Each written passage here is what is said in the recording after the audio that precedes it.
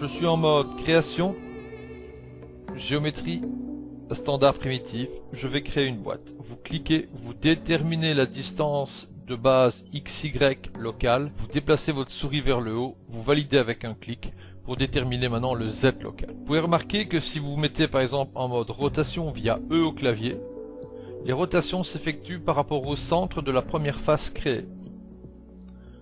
Cette référence s'appelle le point pivot.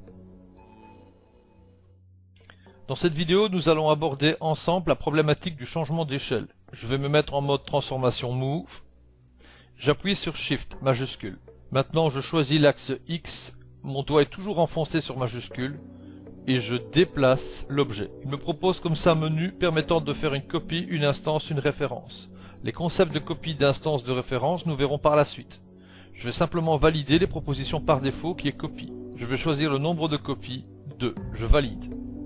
J'ai maintenant 2 copies. Je vais basculer en mode rotation, E au clavier. J'appuie sur F12. Je vais maintenant faire une rotation sur Y à 90 degrés. Je prends celui-ci et je fais une rotation à 45 degrés. Je viens distribuer comme ça mes boîtes avec différentes rotations dans l'univers 3D. Je vais prendre le dernier qui a été créé et je vais maintenant sur l'icône qui me permet de créer une hiérarchie. Je clique sur cette icône. Je pars de lui en maintenant le bouton gauche de ma souris enfoncée et je vais vers le suivant. Je remarque aussi que mon pointeur de souris change dès que la cible est valable. Si j'appuie sur W et que je sélectionne celui-ci, il est entièrement libre de ses mouvements. Par contre, si je sélectionne celui-ci, je remarque en le déplaçant qu'il entraîne le dernier qui a été créé. Ce concept s'appelle donc une hiérarchie. En utilisant cette icône, j'ai déterminé l'enfant et j'ai déterminé ce qu'on appelle le parent. L'espace objet de l'enfant va donc subir toutes les transformations du parent. L'icône de liaison hiérarchique est toujours actif. Je vais cliquer sur celui-ci et choisir la toute première boîte qui a été créée. Si maintenant je fais W sur la toute première boîte créée, je remarque que tout le monde suit. Je viens comme ça de faire une hiérarchie. Je vais regarder dans la vue schématique le concept de la hiérarchie.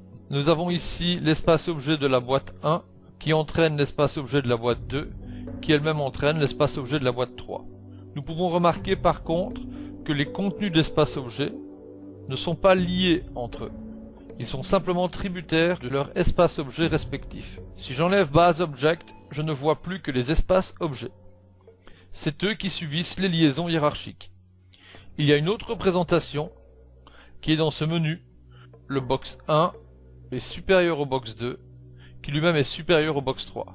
Ce concept d'affichage en escalier vous symbolise comme ça une hiérarchie. Si vous ne voyez pas votre hiérarchie dans ce menu, Display, regardez si l'option Display Children est actif. S'il n'est pas actif, vous ne verrez pas la hiérarchie symbolisée en mode escalier. Display, je vais activer la liaison hiérarchique. Nous remarquons que si je bouge, tout le monde bouge, mais il bouge par rapport aux parents. En effet, si je bascule maintenant en rotation avec E, je remarque que tout le monde tourne par rapport aux parents. Que se passe-t-il maintenant si je fais une modification d'échelle? Je vais donc utiliser Scale et je vais choisir une modification non homothétique. Il est tout à fait logique que les échelles se font par rapport aux parents. Bilan, je déstructure complètement les autres éléments. Celui qui est tourné à 45 degrés se déforme comme un trapèze, tandis que celui-ci se déforme sur son épaisseur. Si maintenant je modifie l'échelle d'une manière non homothétique du parent sur X, j'accentue l'effet de trapèze. Je vais maintenant sélectionner celui-ci et basculer en mode rotation en appuyant sur E. Je vais faire une rotation et nous remarquons que sa rotation est tributaire de la transformation. Il hérite toujours de la transformation des parents. Bilan, dans ce cas, il hérite de la transformation de celui-ci. Et celui-ci, c'est pareil. Il hérite de la transformation hiérarchique de celui-ci, que l'on appelle dans ce cas-là l'ancêtre. Beaucoup de débutants pensent qu'ils sont face à un bug de transformation dans 3D Studio Max. En fait, ils ont oublié les règles principales. Lorsque vous avez une hiérarchie, il ne faut jamais, au grand jamais, modifier l'échelle d'une manière non uniforme. C'est pour ça que dès le début, je vous ai montré les liaisons qu'il y a avec les espaces objets, qui eux-mêmes influencent les objets qui sont encapsulés dans leur quadrature. Il est important à retenir que les modifications d'échelle non homothétiques ne doivent jamais s'opérer généralement sur l'espace objet, mais toujours quand on basculera en mode sous-objet. Le concept des sous-objets avait déjà été abordé en termes d'apprentissage des concepts de la 3D, et dans les vidéos prochaines, il sera vu en détail.